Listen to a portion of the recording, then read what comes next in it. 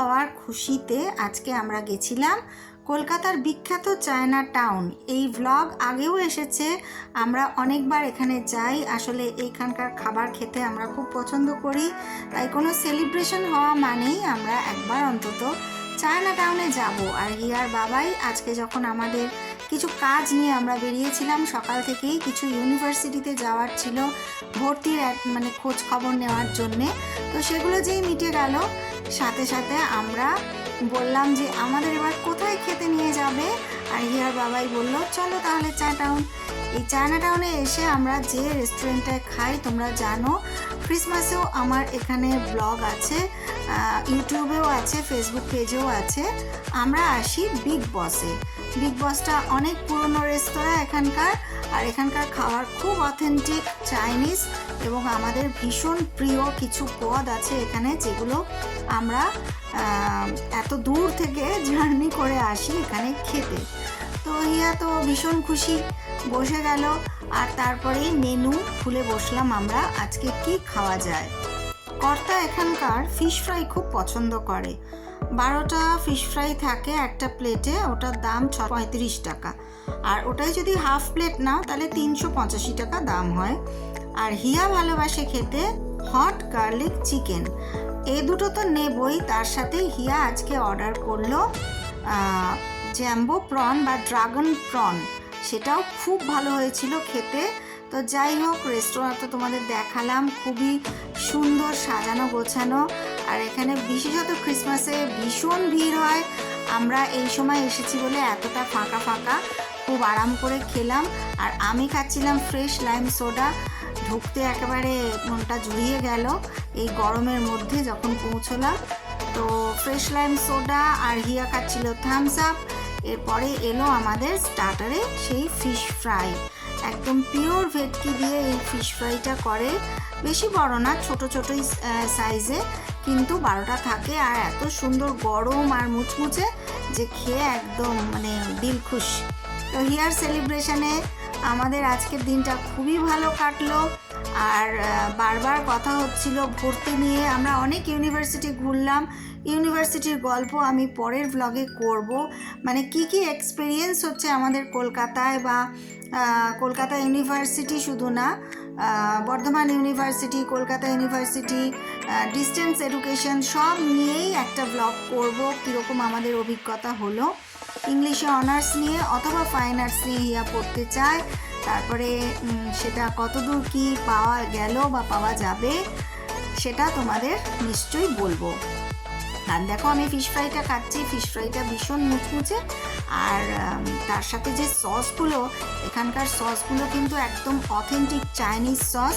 তো শুনেছিলাম এখানকার সস বানানো সস কিন্তু কিনেও নিয়ে যাওয়া যায়, কিন্তু এরা জানালো এখন সেটা পাওয়া যাচ্ছে না, তাই সস তো বাড়িতে কিনে আনা গেল না। তবে এখানে ফুললি এনজয় করলাম আমরা। আর এটাই হচ্ছে সেই ড্রাগন প্রন, যেটা একটু স্পাইসি কিন্তু ঝাল টক মিষ্টি মিশিয়ে একটা অসাধারণ টেস্ট। আমরা হাফ প্লেট নিয়েছিলাম, 6টা প্রন ছিল, অদ্ভুত একটা টেস্ট, ভীষণ ভালো লাগলো খেতে। বিগ বসের যে কোনো রান্নাই খুবই ভালো, কিন্তু কয়েকটা একেবারে বহুকাল ধরে অথেন্টিক। আর এগুলো এসেছিলো আমাদের মেন কোর্সে। তার মধ্যে ছিল আমাদের মিক্স চাউমিন, যেটার মধ্যে মাশরুম ছিল, প্রন ছিল, এগ ছিল আর চিকেন ছিল।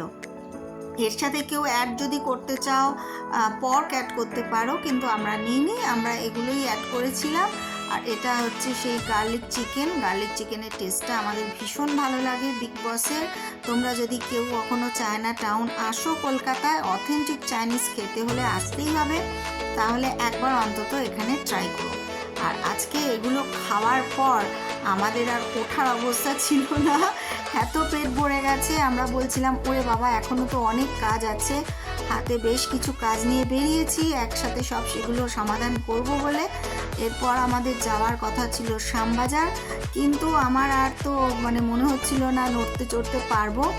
তা আমি অর্ধেকটা খেলাম আর অর্ধেকটা বললাম প্যাক করে দাও, যেটুকু খেতে পারলাম ভালো কথা, বাকিটা বাড়িতে নিয়ে যাব। হিয়া একটু খেলো, আর তারপরে আমরা মা মেয়ে একটু আলাপ করলাম যেরকম করি।